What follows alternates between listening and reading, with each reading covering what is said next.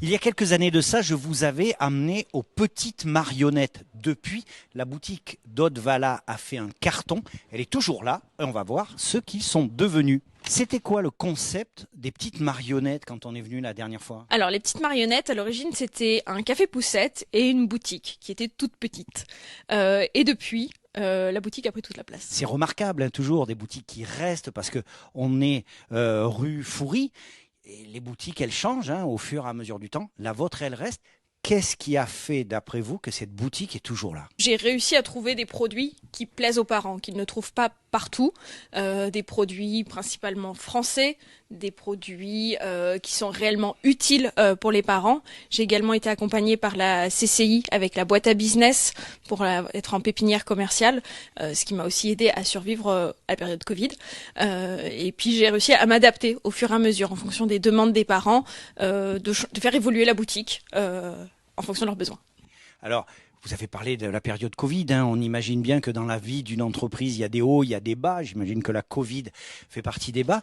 Mais grosso modo, qu'est-ce qui a été le plus difficile durant toutes ces années? La période Covid, oui, clairement. J'ai eu la chance pourtant, dans cette période-là, d'avoir lancé mon site internet juste avant. Ce qui m'a permis de survivre, de faire des ventes pendant cette période. Mais c'est vrai que c'était hyper stressant de pas savoir, de pas faire suffisamment de chiffres pour payer ses charges, mais d'être soutenu m'a aidé. Aujourd'hui, l'expérience montre hein, que votre démarche est la bonne, malgré la Covid. Si vous aviez dû faire quelque chose différemment, qu'est-ce que vous auriez fait? Alors déjà, le site internet, je l'aurais lancé tout de suite. Au lieu de me dire que j'allais faire revenir les gens au magasin sans site internet, non, c'est pas possible. Il faut un site internet. Développer encore davantage les réseaux sociaux dès le début. Voilà.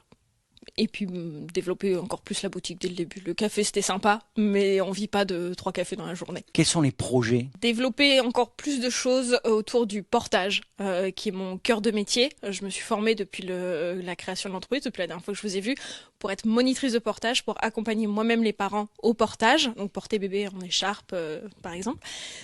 Et je vais m'orienter aussi beaucoup maintenant aussi sur la formation des professionnels. Donc à intervenir dans les crèches, auprès des sages-femmes, éventuellement la maternité si j'y arrive, à rentrer dedans, pour développer encore plus le portage. Un concept, des bons produits, un sourire en permanence, des projets. Voilà le secret de la réussite d'Haute-Valla et des petites marionnettes.